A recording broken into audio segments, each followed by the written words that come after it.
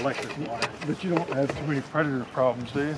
No, not wood. I've been lucky. Is it trees? And that's the other thing. If you have branches heading over to, branches substantial enough for like a raccoon to get on, take them off. Cut them out. Cut the trees out, whatever you can. Because even these, they're not going to come up that tree and try to jump. Mm-hmm. But if this branch was over top the middle of the pen, then they would go across the branch and drop into the top. So we were at Hank Bose's a couple of weeks back, and then all around the outside his pen, he's taken aluminum foil and wrapped around the bottoms of trees. Mm-hmm. That way you can tell when the raccoons when they're starting to go up. What is this here? I don't even know. I'm looking at it because I built some stuff like that last year out of concrete, thinking I was going to use it this is some kind of plastic thing. I don't even know what it is. I built stuff that looked exactly like it. It looked like it might have been a hub from some kind of a piece of equipment. I built some concrete things just like this.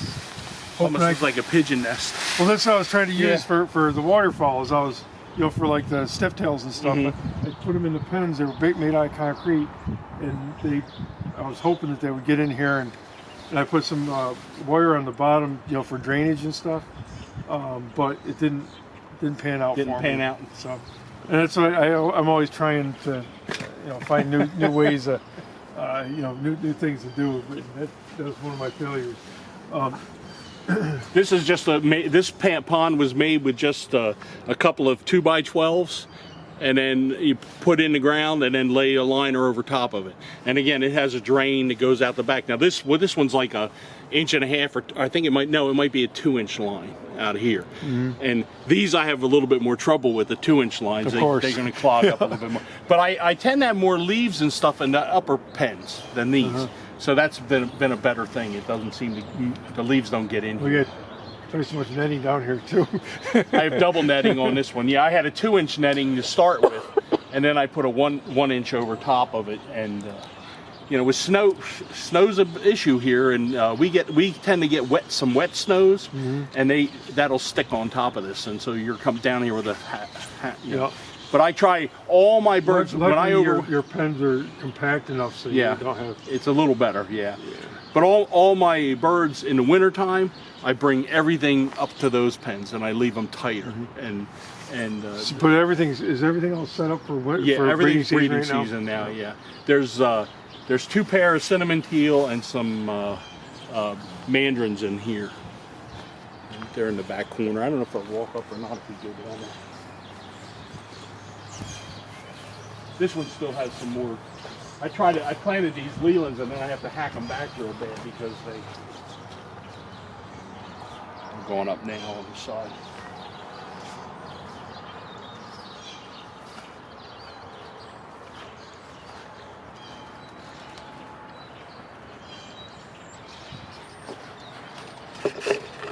These ponds aren't quite as nice as the other ones, but the woodies are in here. I think there's 3 pairs of woodies in. Yeah, wood ducks don't care. No. Now, how often do you have wood ducks nesting in your ground boxes? Every now and then you get one that goes in a ground box, but most of the time they'll go up in the. How about males that sit on eggs? How often have you had that happen? I've had them be on the nest on occasion when you're checking for eggs and stuff, but never actually set. Not set the whole I had time. I had one every year for like 5 or 6 years. He'd sit on eggs every time the female would lay eggs, and you can see them. They're just starting to drop now. Yep. And I think one of them. No, these are not. These are the pure wilds without splits or. The white manders are down here, and the Indian spot bills are with them. And you got some big range feeders here. A big range. Yeah, I had that. I got that for like next to nothing. I found it somewhere, so I just said I'm gonna get that. Put it in here. I don't put very much feed. I don't want to let the feed go. That'll hold what, 150 pounds, something like that. Oh, and that'll hold almost 300 pounds if you fill it all the way up. Really? Yeah. Yeah. It's really for pheasants. So, with feed, you've ridden you got 3 articles you've written so far. You're working on your 4th one. And I'm not going to divulge anything that's in the article for the sake of surprise, because I don't like doing that with any articles. But in your past article, you talked about, I think it's 7 nutrients.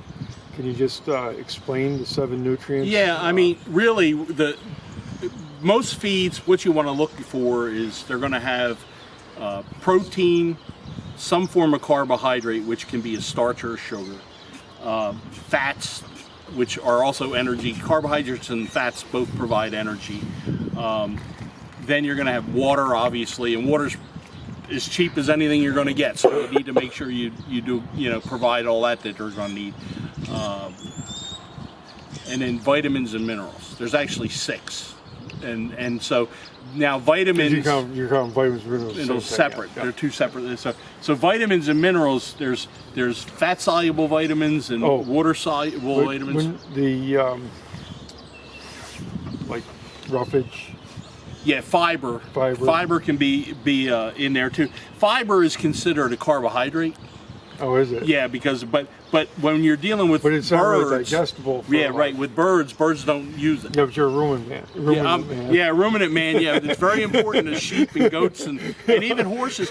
And believe it or not, like rabbits and horses, they're the same thing. That's the same thing. When I took animal physiology, I said a horse is nothing more than a big rabbit. Yep. That's all it is. Or guinea pig. Another thing. Exactly. Exactly. Yeah, big cecums, which is in the back. But the difference between like a horse and a cow is the fibers broken down in a cow in the front of the digestive tract before it gets to the real stomach that has the acid, like we think about our own stomachs. It's the abomasum, yeah. Yeah. I know and then with a horse, the fibers digested behind the real stomach, all the way at the large intestine, the beginning of the large intestine. So horses don't get as much. They need the fiber, but they don't get as much out of it. But it's not like something like the ruminants, just continuously.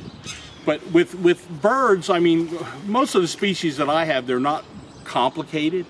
I mean, there's some that, the only thing I'd say that it might be a little bit more complicated that I feed just a tweak different than everything else I have are the hoodies.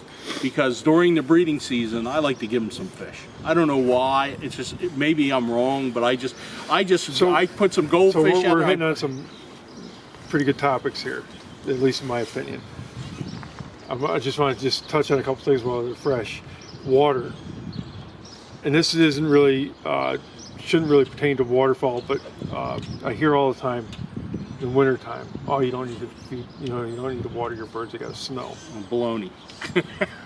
Can you just elaborate? Why do you need to have water for your birds? Well, there's a couple of reasons. Number one is water. They need water to lubricate their whole body, all their systems, their joints and everything. It transports nutrients and it transports waste products in the body, and they need to have liquid water. If they had to eat snow for all the water they got, not only do they have to ingest it, but then they have to defrost it. That's exactly where I'm going. And it's going to cost a lot of extra energy. And as it is, just being like, if you have a duck that's in 70 degrees, it's probably warmer than they really like it, to be honest. But if you have a duck that's in minus 20, that duck needs a lot more energy just to maintain its body temperature and everything else in its whole system. So one of the big problems that people don't realize is in wintertime, you got to have water, liquid water. And you can either do that by providing water that's open, which is not always possible in some cases, but if you don't have open water, then you better be carrying water and giving them liquid water a couple of times a day at least. And that's what I try to use hog pans. We're lucky here. We don't get frozen solid, but maybe 1 week a year. But the rest of the time, it might freeze at night and then it opens up again. But liquid water is really, really important. And I think some people have a tendency, they don't want to go out and do it. So they say, oh, they'll be fine with snow. But that's not a good thing to do. So another topic and we're just going to touch on this stuff real quick because there's just too much. Protein, amino acids, essentially amino acids, non-essential. Just give us a rundown of Yeah, why they're necessary. it was funny when I was at Sylvan Heights, my wife was going, I couldn't believe you remembered the 10 essential amino acids. Because I rattle them off, I taught it so many times, but there's actually 10 amino acids that are essential that have to be in the food. And then actually with birds there's 3 more, but basically it's 10. And then there's like 22 or 23 amino acids in nature. So what happens is, as long as they have the essential ones in their diet, they can make the non-essential ones. Okay, in their system, the microbes and whatever, they can actually make those. So that's an important thing to remember. You want to have the you want to have some of the non-essentials, so you're not putting all your energy from the essentials into the non-essentials. Right. Yeah, and what's happened, and I usually like to refer to chickens in this regard, and with like poultry diets, you can actually boost the protein level of the feed kind of artificially by increasing a couple of the amino acids that tend to be deficient in methionine and lysine are the two. Yep. In corn, lysine's the limiting amino acid, and it just so happens that soybean meal has a higher amount of lysine in it than. So then on the proteins,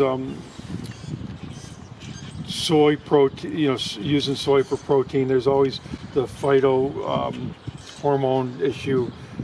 But then there is, they haven't had enough, at least from what I've seen, enough evidence to say that the phytohormones are a negative impact on the birds. But there's also there has been some research on animal proteins versus plant proteins.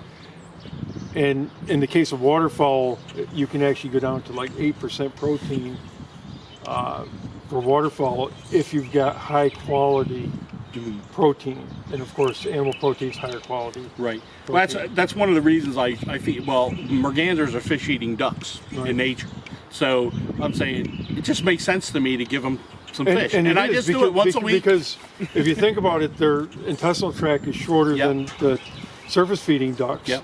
So they need that. They need to be able to get it stuff quicker, so they can absorb it faster. Yep. And a real high quality protein is going to be absorbed faster than something that's lower quality. Yep.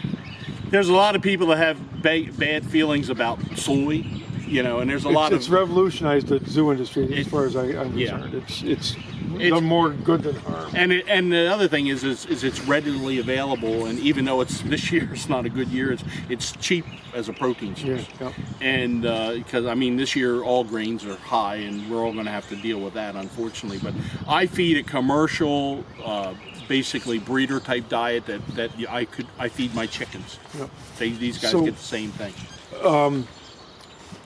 Vitamins and minerals. Yes. Talk about niacin and niacin deficiency.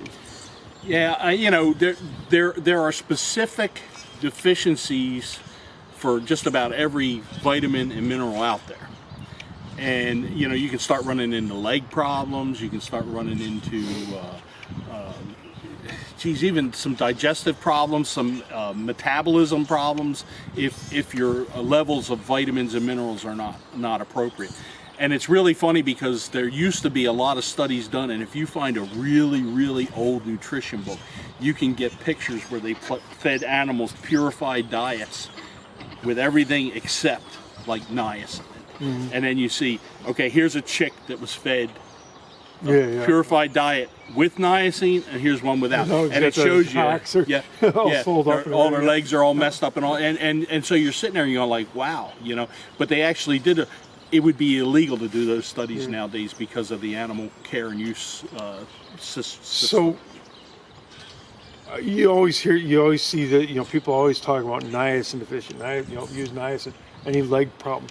First of all, ducks have a tendency for lameness, whether it's niacin or not, but 9 times out of 10, when I have a lame duck, if I catch it and look at it, it's got a sore on its foot. Yep. It's not due to and if you're feeding a commercially prepared diet, that's what I was going to go your chances of having a deficiency of any of the vitamins and minerals would be very, very slim.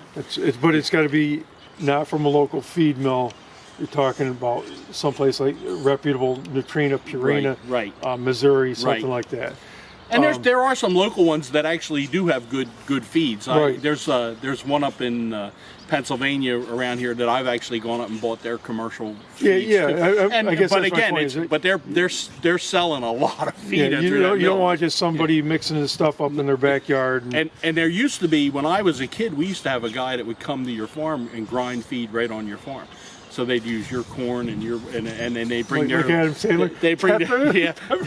they bring their supplemental bag of nutrients that they would throw into it, and they would do it. And so you have to be careful about that. And there's a lot of people, unfortunately, that get into this hobby that just think that, oh, I'm going to come up with a better diet than what I can buy, and it's very difficult to come up with a better diet than what I always try to instill in people is there's a range of what's acceptable. You don't need to have an exact diet all the time.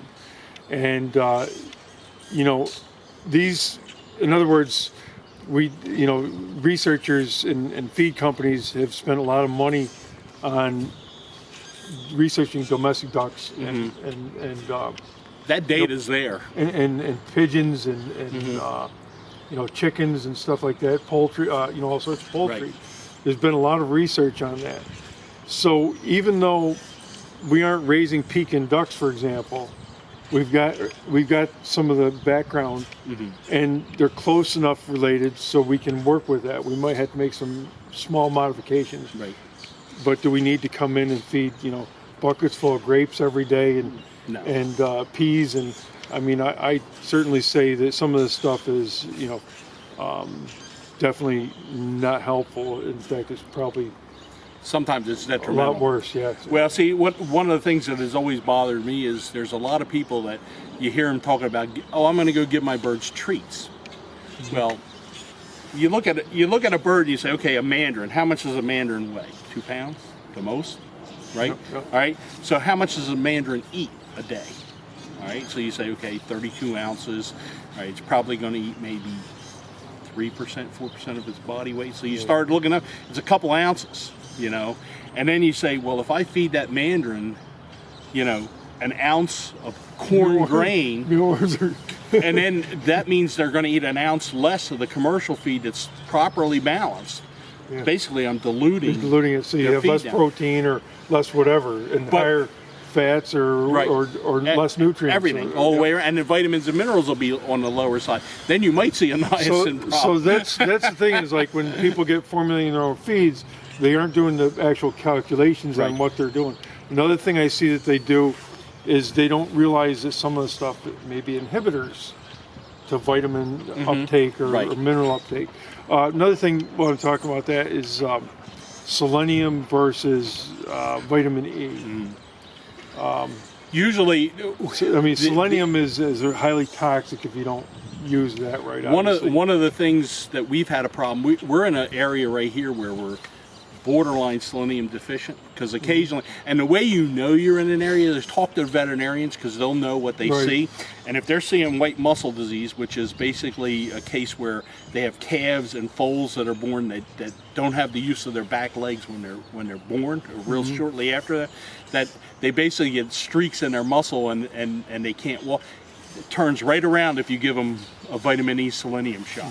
And usually those two go together. So my understanding is you want both of those in nutrients, right? But you can compensate. You don't want to be messing with selenium. But that's where I'm going.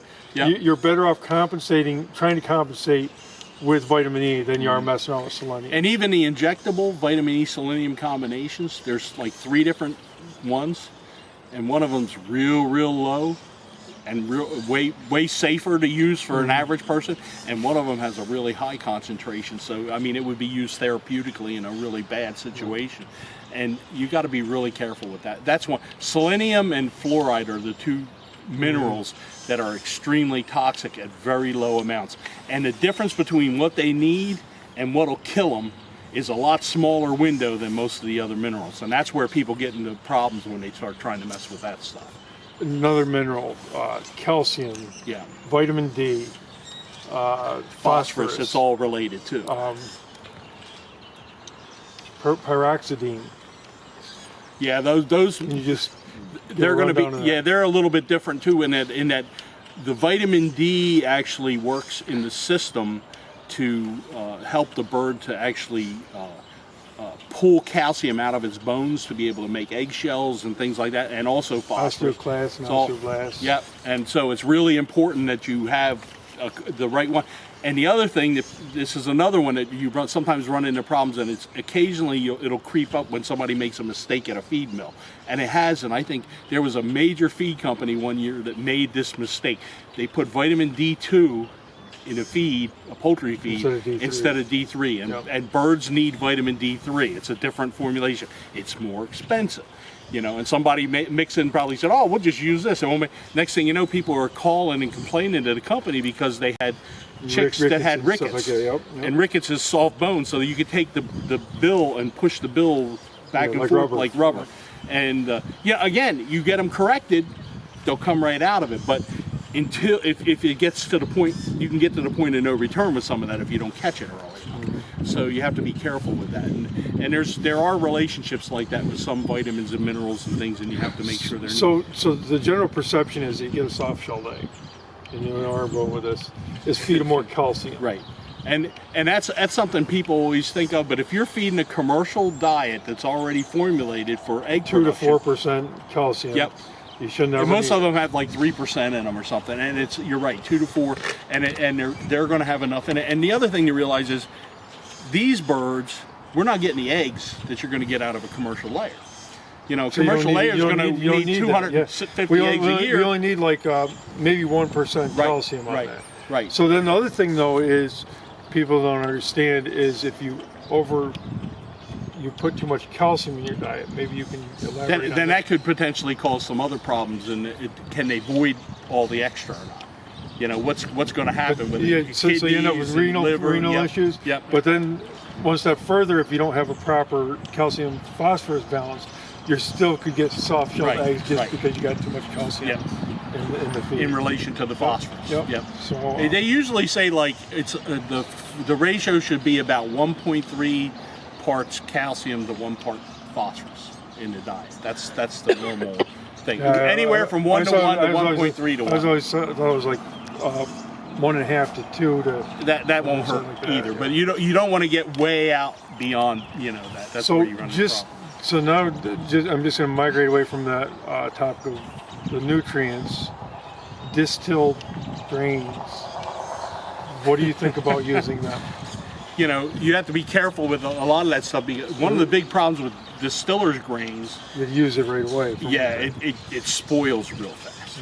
They're really good feeds, and most people that can really use those are like dairymen, people that are feeding a lot of feed right away. But to do it to a small time bird, I don't think it's worth doing. It's a good feed. It has protein I guess in it. that's all I'm getting at because there's actually a lot of that feed available. Yep.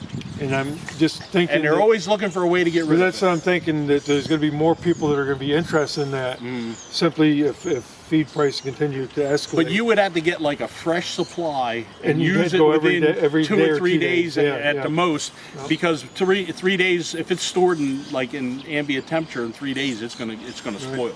So, on the same note, fermented feeds. What do you think about that?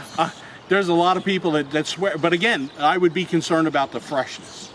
And again, most people are using that as a treat. They're really not using that as part of a nutritional. Well, my understanding is that it can actually pull out some vitamins and make it easier digestible. It's easier to digest. But again, is it worth messing a good commercial diet that's properly formulated by throwing other stuff in? You know, because their needs are being met. If you're raising birds with a diet, you found a diet and your birds are laying and you're hatching them and the chicks are growing good and the ducklings are doing great and all, why mess with it? You know, but there's a lot of people that think they have to. They think, oh, we could be feeding them better. Now, if you're looking at your birds and they look like they got crappy feathers, all of them, and I'm not talking about one bird, I'm talking about the group of them. You know, or they're not producing or whatever, then you might want to have to start looking at your nutrients. And the first thing I would do is I would have a feed sample analyzed and see what's in it. Because again, sometimes a feed mill makes a mistake. Yeah, know how that could be. Yeah, it happens. It happens. People think it can't happen, but even a really big name feed mill can make a mistake. It happens. Yep. So you have to be concerned about that.